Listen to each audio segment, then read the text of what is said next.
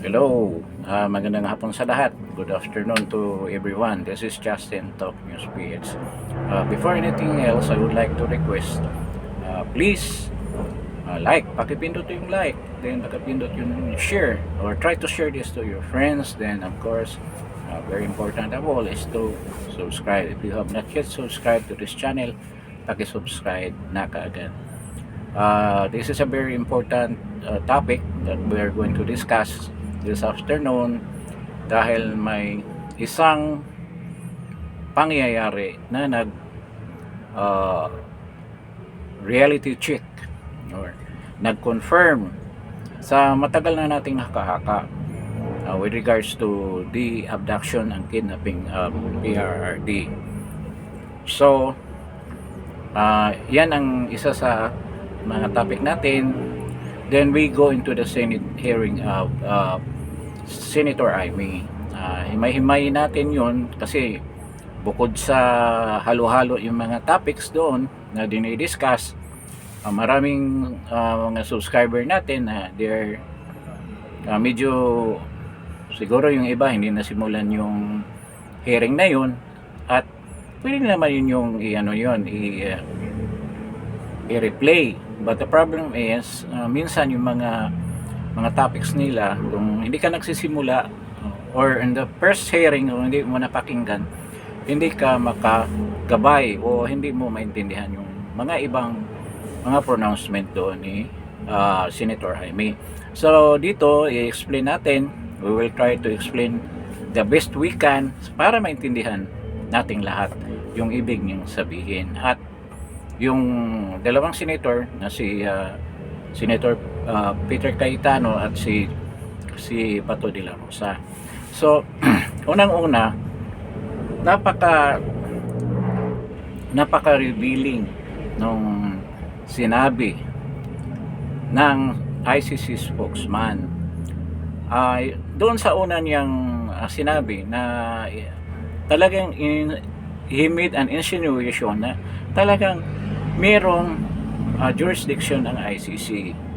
But remember, merong jurisdiction daw dahil nga na-terminate ang ang membership natin sa ICC 2019. And for those crimes committed before our termination of our membership, yun daw ang magkaroon ng paghihiring.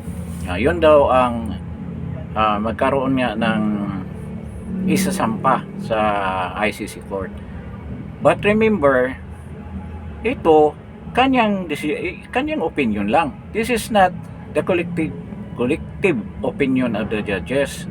Kasi if Attorney Kaufman will file a petition with regards to the question of jurisdiction, iti-take up nila yan at magkaroon ng argument or debate dyan sa korte nila. Pagdidebatihan yan at doon lalabas yung mga points ni mga grounds ni Attorney Kaufman bakit hindi na i-terminate na yung hearing dahil itong kaso ni President Duterte dahil wala ng jurisdiction ang ICC. Dahil nga sa yung minister natin na yung request for investigation was delayed by 2 years. Hindi na yan na-mention ng ICC spokesman dahil wala pa sigurong petition na final si Attorney Kaufman. But when that aspect of the debate of the argument will be taken up in the court, so lalabas yung reason bakit hindi na dapat ipatuloy dahil nga there is a question of jurisdiction. So yung spokesman nagsasabi lang kung anong nalalaman niya yan sa mga pronouncement ng mga judges. But remember, wala pang petition, so there was no final decision for that matter, which is jurisdiction of the ICC of the Philippines. Ang ICC on the Philippines, jurisdiction of the ICC sa Pilipinas. So, sa madaling salita. So, ito, isa yan sa mga points. Then, with regards naman doon sa the question of doon sa pag-aresto ni or pag-abduct o pag-kidnap kay President Duterte, yung proseso na hindi nasunod, na hindi pinairal yung due process. Ang sabi ng ICC spokesman is yan ay for the determination of the judges. So kung ipa-file ni Attorney Coffan, which I think he's going to do that, pag-usapan nila yan, magkaroon ng argument yan with regards to that matter. So wala pa.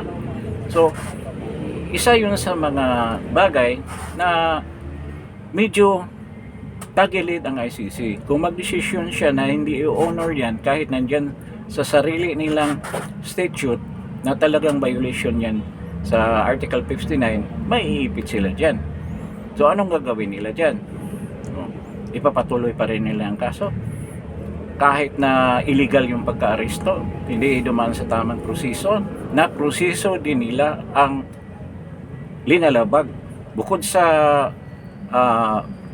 prosesong legal dito sa bansang ito, sa tamang pag-aresto ng isang suspect na hindi sinunod mismong batas nila, statute nila na kailangan idaan muna sa local courts yung suspect na hindi sinunod at iba pa mga due process na violation. So medyo I don't know kung paano yan i-desisyonan ng ICC, but the best way for the ICC is to dismiss the case, totally dismiss the case on that ground. Kasi once na mag-decision sila na ituloy yung kaso, nakikita na yung injustice dyan doon kay President Duterte, na despite of the violations, tutuloy mo pa rin. So magkaroon ng worldwide na reaction against the ICC. I don't know kung they will care about that. They will care about their positions right now, na mismong US na nga ang nag-iipit sa kanila by sanctioning them. Yung mga empleyado nila have sanctions, economic sanctions, even their personal properties, their properties in the US were frozen. Yung mga assets nila are frozen. Meron ding isang bagay na later on we will talk about that doon sa Senate hearing ni Senator Amy. So yun, but the most shocking, pero ako hindi na ako na-shock dahil alam ko noon pa through the reports na talagang ang gobyerno ang nag-request ng warrant of arrest for the surrender of President Rodrigo Roa Duterte sa ICC. So hindi totoo yung sinasabi ni Bongbong na we're just complying with the request of the Interpol. Lumabas sa bunganga ng ICC spokesman that it was the government who surrendered the person na si President Duterte sa kanila. At ang ginawa nila, they just followed their international obligation na kung mayroong ganyang kaso, i-entertain nila. But the problem is, mismong bansa ang nagsusurrender sa kanya. I don't know kung gaano ka illegal yan doon sa, kung illegal ba yan or it violates doon sa charter ng ICC na isang bansa mismo ang mag-surrender ng kanyang citizen na presidente pa naman doon sa kanila, or hindi bawal yan. Or yan that's besides the point, kasi ang nangyayari kasi there's a lot of violations na hindi nga sinusunod yung due process. So ang nakakashock lang dyan sa, kahit na alam na natin na November pa pinagplanuhan na yan, pinagplanuhan na nila since May pa. Ngayon kasinungalingan ni Boying Remulla, siya ang nagpapasok niyan. Later on, i-discuss natin yan doon sa Senate kung pag-usapan na natin yung Senate hearing ni Senator Amy. So ngayon, ito, kitang-kita na natin ang katraidoran, the treachery na ginawa ni PBBM kay President Duterte. Kitang-kita na natin. How can they deny that? All this information, all the statement came from the spokesman of the ICC. Di ba? Hindi na nila ma-deny yan. Sa ganyang statement na lang, huling-huli na sila. So all of the alibis, mga pagkukunwari nila, burado lahat yun. Hindi na yun mapapaniwalaan.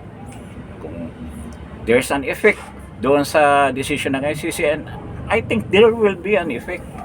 Nakikita mo nakikita mo yung katraidoran ng isang tao, hindi pa dinaan sa tamang proseso. So I hope ang ICC hindi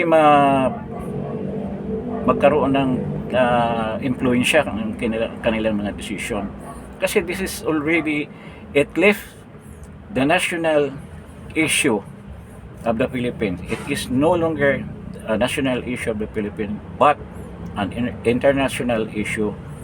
Kung gaano ba ka-relevant pa yung ICC sa ganyang gawain nila, kung yung maging decision nila ay katanggap-tanggap ba, was it yung ginawa ng Israel and the US and China and Russia are reasonable ba na hindi sila nang pa-member diyan sa ICC?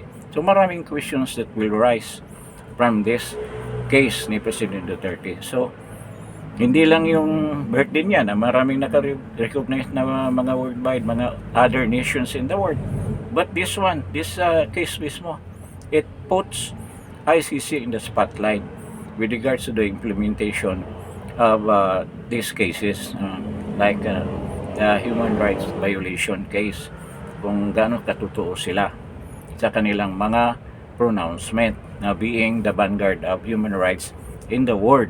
Dito malalagay kung fair ba sila o hindi. Ngayon, puntahan na natin yung another topic, which is the Senate hearing of Senator Amy. Sabi ko pa nga na I appreciate na ginawa ito ni Senator Amy, but hindi ibig sabihin na bubuto ako sa kanya. I don't know what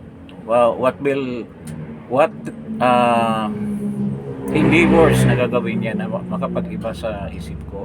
Pero sinabi ko na rin kung he will initiate or try to encourage some congressman to file an impeachment case laban sa kapatid niya, maniniwala na ako sa kanya. But this coming election, hindi talaga ako bubuto sa kanya. Marcos siya. Siya Marcos. Wala akong magagawa. Kailangan alisin na natin yung apelido na yan sa political environment natin dito sa Pilipinas. Alisin na natin lahat in the national scene. Kailangan walang Marcos na titindig dyan sa Kongreso, sa Senado.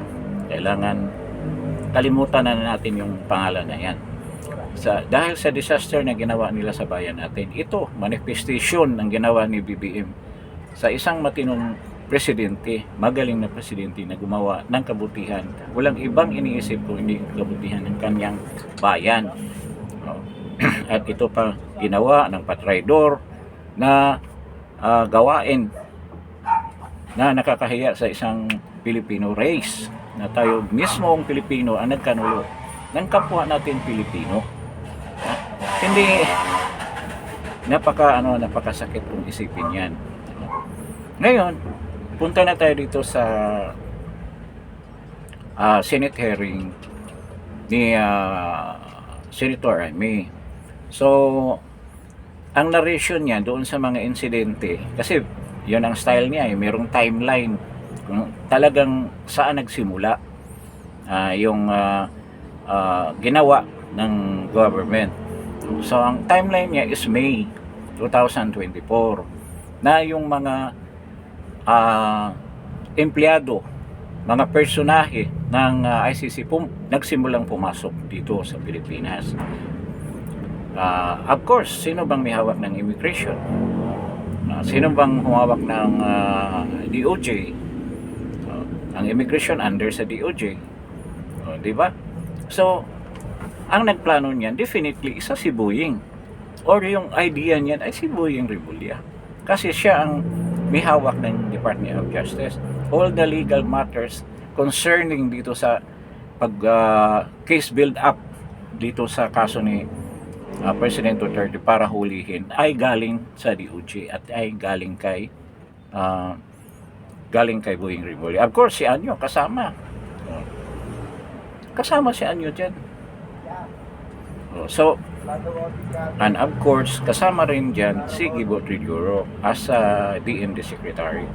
So, makikita natin na noong May pa, ang sabi ni sa mga nakalap na mga dokumento, sigurado ako may contact din yan sa loob ng immigration, nakokontrol ba ni Boying yan, yung mga pangalan na pumasok dito.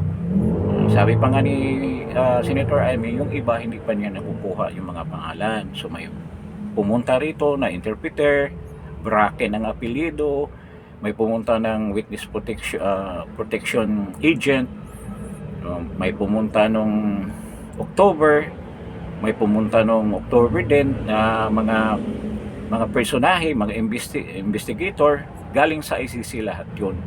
Kaya kung sabihin ni Boying na hindi sila nakipag-contact, di ba yan ang lagi niyang pronouncement na wala, hindi kami nakipag-contact sa ICC, ay malaking kasinungalingan yan na sumabog sa pagmumukha ng makapal na mukha ni Boying Rebulya na he continued denying that despite of his health conditions. Hindi naman pag ano natin sa Panginoon, no? Kung siguro na ano pa to, natigok pa to, hindi sana mangyari itong pangyaring ito. Kasi malaking bagay ang contribution niya dyan sa pagplano sa mga bagay na yan. So, noong November, nagkaroon na talaga ng case build up. So, anong ibig sabihin ng case build up? Pinaplano na nila kung paano nila hulihin si President Duterte. Para garner sila mag-ipon sila ng mga witnesses.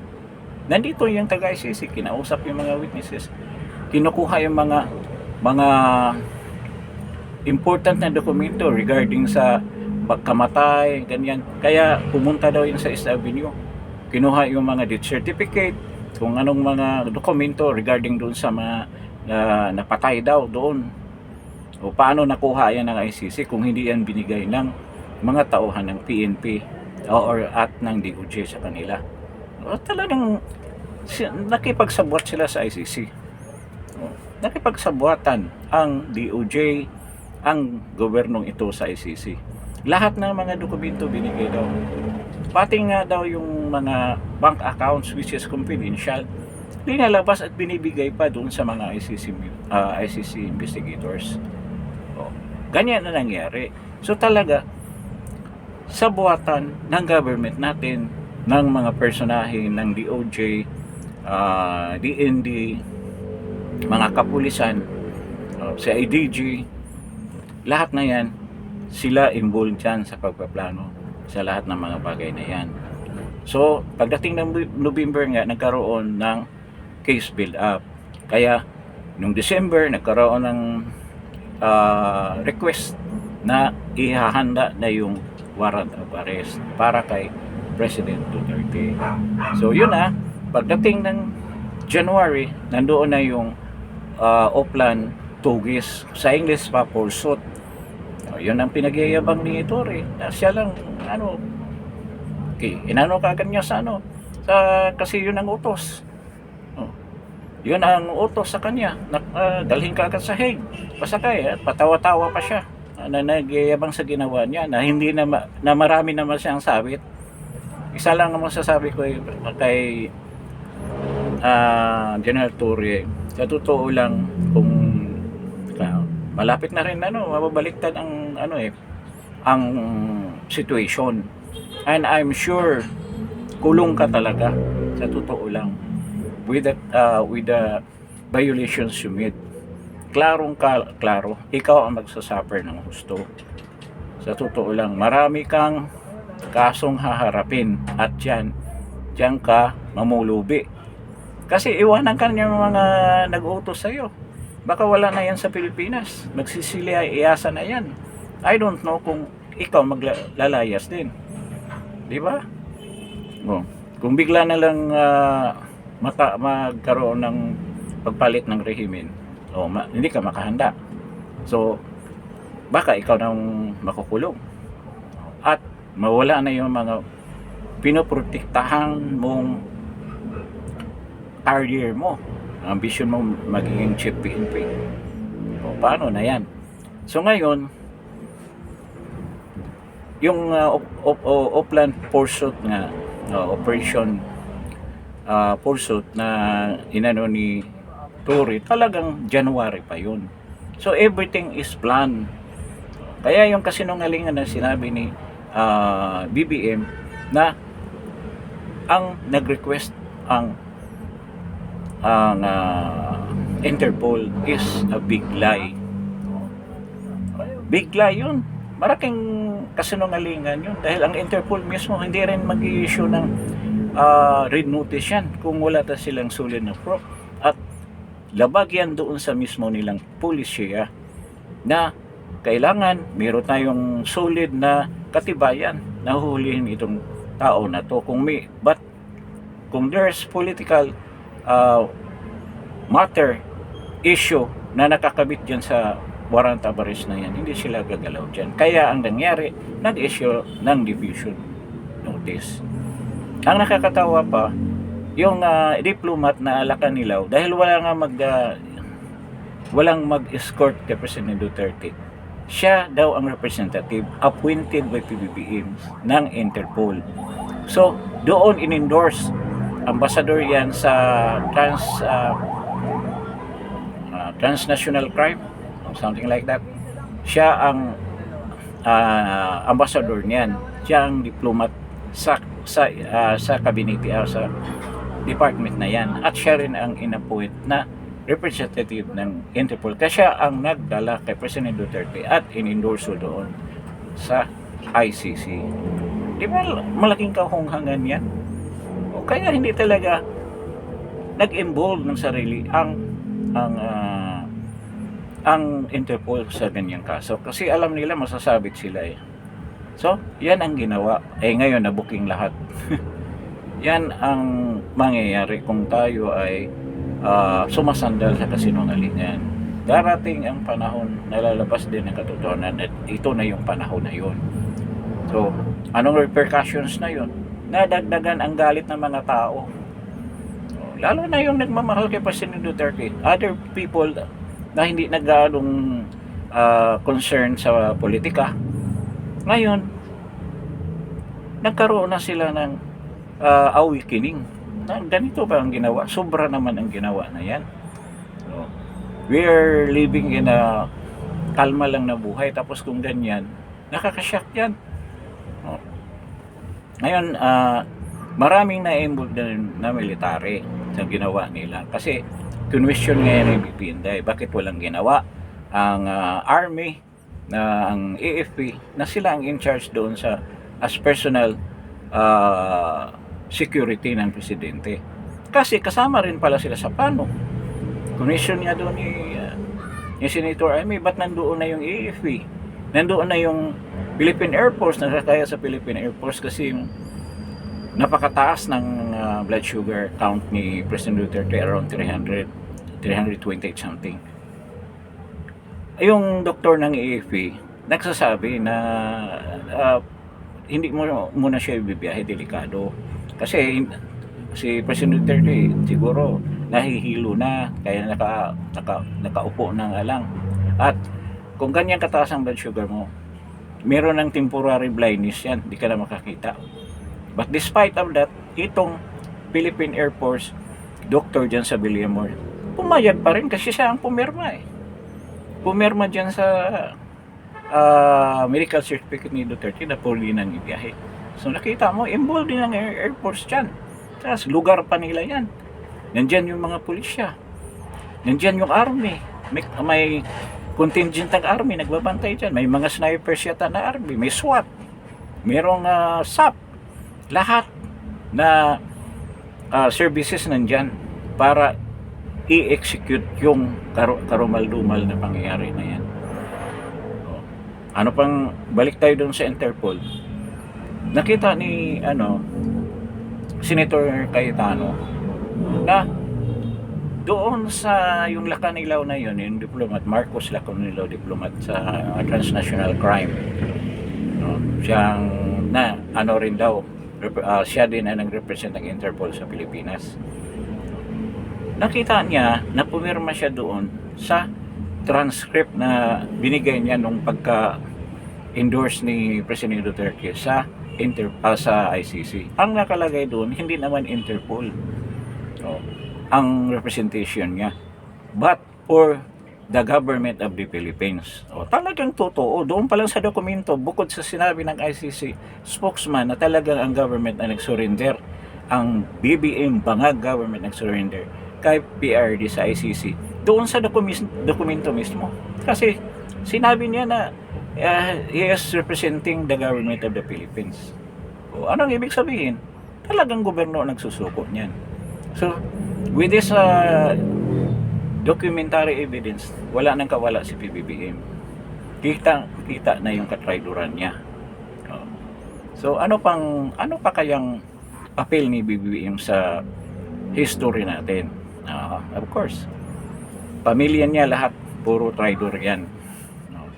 So, ngayon, meron ding question doon sa sinasabi ni John B. Remulla, ni Boying Remulla, na wala daw records yung mga napatay doon. Marami daw walang record daw ng pulis. Sabi ni Bato de la Rosa, dumaan din ako pagka Chief PNP. Ang sinabi daw ni ni Bato doon sa mga tauhan niya, siguraduhin nyo kung merong mga kaso, merong mga napatay with regards to the drug war, kailangan naka-record yan, kasi yan lang ang depensa natin. Kasi alam natin na meron talagang demandang isasampa laban sa atin. Kaya ngayon, ang protection natin against dyan sa mga kaso na yan ay magkaroon ng tamang documentation ang lahat na nasawi dyan sa drug war na yan. So, from spot report to development report hanggang doon sa pagsampa doon sa DOJ dyan sa kaso na yan, naka-record lahat yan. Kaya nakakasyak yung sinabi ni Boying na wala daw report. Kasinungalingan yan. Anong sabi ni Senator Bato? That's a lie, di ba? May isang word pa, kalimutan ko na. Basta yun ang sinabi ni Bato, kasinungalingan yung sinabi niya. Totoo naman yan di ba? Lahat na pangyayari, kahit na banggaan ng tricycle, merong kaagad report. Merong nagsampalan dyan kapitbahay, bukod sa barangay, kung grabe na, pupunta sa police station. Tapos ganyan may namatay, walang report. Nakakatawa naman si Boying. Klarong-klaro nagsisinungaling siya. Outright lie daw. Outright lie ba yun? So, yan ang isa sa mga points na sinabi ni Senator Amy. Then, napunta sila doon sa case doon sa pag-aari ng Gulfstream na jet. Mga Jimenez pa lang may-ari niya. Ano kaya ni Mark Jimenez yan?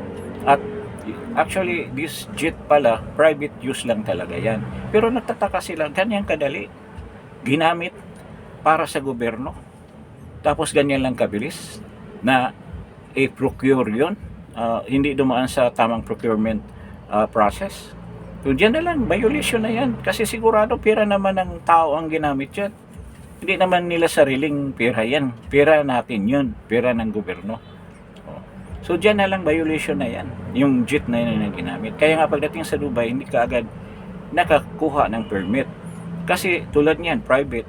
Tapos unannounced, bigla na lang sila dumating dyan. Kaya umabot ng napakahabang oras para sila makalipad direksyon ng The Hague.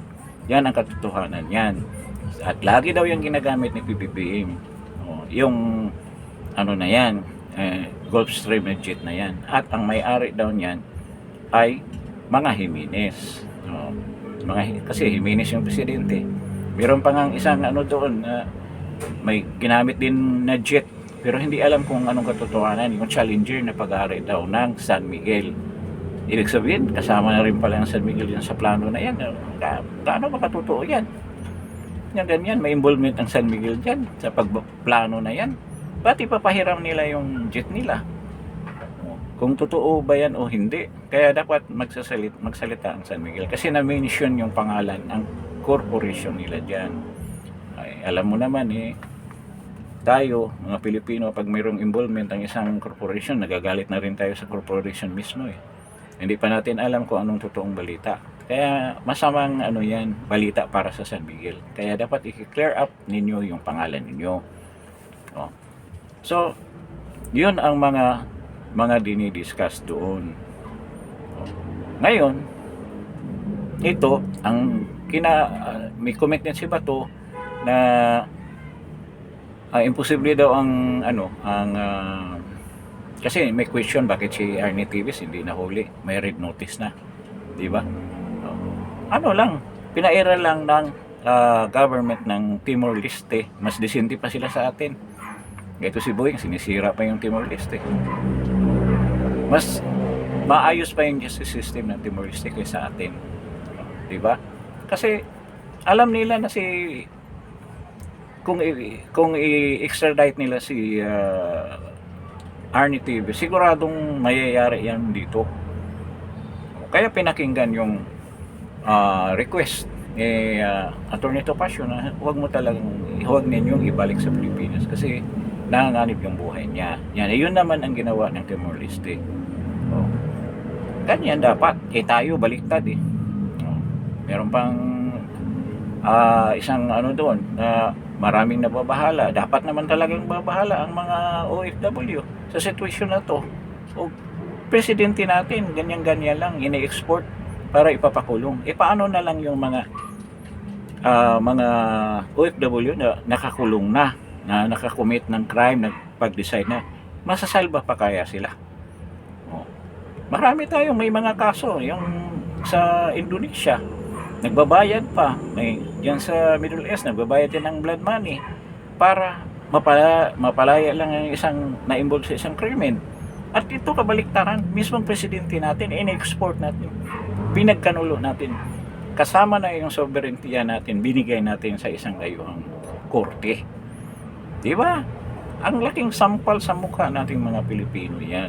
Sobra ang ginawa ng administrasyon na ito. Bukod sa pabaya at pagnanakaw ng korupsyon na ginawa, sobra-sobra na. I don't know, ang AAP natin, mga tauhan dyan, kasabwat din yata lahat walang ginawa, nakatunganga lang, hindi sinunod ng kanilang allegiance to the flag. Puro kayabangan kayo, mga AAP. Gusto nyo makipaggera sa China, bakit hindi nyo ayusin mo na yung gobyerno natin dito? Gusto nyo mamatay kayo doon sa gera? Mabuti naman para maubos kayo, walang mga prinsipyong mga personnel ng military. Masakit man sabihin, pero yan ang katotohanan. Nasa edge na tayo ng ganitong problema ng bansa at hanggang ngayon wala kayong imik. At some of you sided with the corrupt, sided with the problem. Ang problema ang pamahalaan natin at nandyan kayo sa loob ng pamahalaan na yan. Nakipag-konsabo kayo sa Espanyol pa. So, ganyan ang problema natin. Ngayon, doon sa pinakadulo ng hearing ni Senator Amy, mag-i-issue daw siya ng warrant of subpoena para doon sa mga personnel ng executive na under sa mga cabinet position. So, hindi niya masubpoena si John Vic, si Remulla, kasi mga cabinet positions ang hinawakan. Pero pwede niya matanong, lalo na si Teodoro na tahimik lang lagi. Pabalagbag yung mga mga sagot dun sa mga tanong. Si Anyo na puro deny, na nakikita naman na noon pa kasama ka na dyan sa planning. Nakita na yung anong kaliskis niyan, yun talagang kaliskis ng ano yan, traitor din. So ngayon mag-issue daw siya ng subpoena. Maraming tanong kasi papipirmahan niya kay bukod sa mga senators, papirmahan niya doon sa mga kay Chis Escudero mismo. So ngayon, kung papirmahan niya kay Chis Escudero, pipirmahan kay ni Chis Escudero yan. Huling balita kay Chis Escudero, meron na siyang pinirmahan na 2 subpoena. 2, sinabi niya. I've signed 2 subpoenas already. Probably yan kay Tory. Sila naman ang star dyan sa hearing na yan, at saka kay Marbil, para patuloy matanong siya doon sa mga pronouncement nyo noong nakaraang hearing.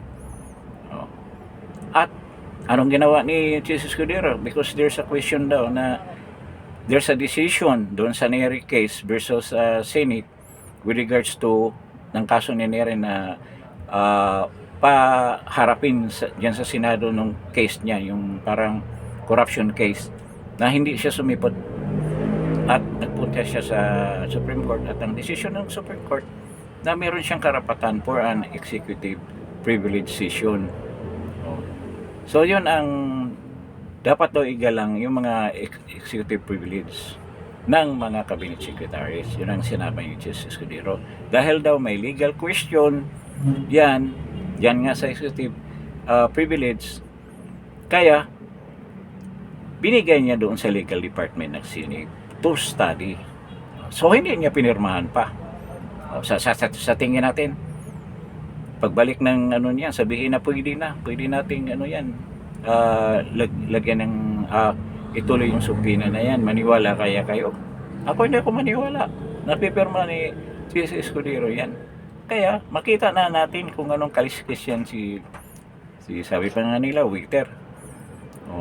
Makikita natin yan pagdating ng, kaya yung na yan, ang subpoena na yan, baliwala rin yan. Totoo lang, hindi yan sisipot sila lahat. Pati ngayon taga-OWA, yung taga Department of Migrant Workers, hindi dumating dahil yan ang utos ni A.S. Bersamin at utos ni BBM. Dipinsa nila yan para hindi sila patuloy na lulubog dyan sa hearing na yan. So wala rin yan. Tingnan natin, obserbahan natin sa darating na mga araw. Walang mangyari dyan. Malilimutan lang yan, mawawala yan. Yang kaso na yan. Pero ito na nga, palapit na yung eleksyon natin. Sigurado may ibang mga issue na naman dyan sa eleksyon. Sigurado yan. Yung pandaraya yan, sigurado isa sa mga issue na haharapin natin dyan sa eleksyon na yan. But right now, kailangan patuloy natin yung mungkahi ni President Duterte. Pupunto tayo ng straight na PDP laban. Isa sa mga hindi pa nakita ko sa survey, si Pastor Kibuloy, but meron na kasi siyang assurance of more than 7,000 voters dyan sa kanya, plus dagdagan pa ng mga DDE support. Sigurado yan though hindi nila pinapakita sa surveys, pero yan, malakas yan si Pastor Apollo Kibuloy. Ngayon, kung patuloy itong pangyayari na to, I don't know kung anong kahinatnan dito, how will it affect the ICC hearing. And sigurado yan, may effect yan doon sa mga isasampang petition ni Attorney Kaufman. So antabayan na lang natin ang mga pangyayaring na ganyan. Basta tayo, patuloy tayong maging alerto, maging vigilante. We should be watchful of mga ginawa ng administrasyon na to na labag sa ating karapatan, and we should exercise our right to protect our independence and our democratic space. So kailangan natin bantayan lagi. So with this, baka hanggang dito na lang tayo sa episode na to.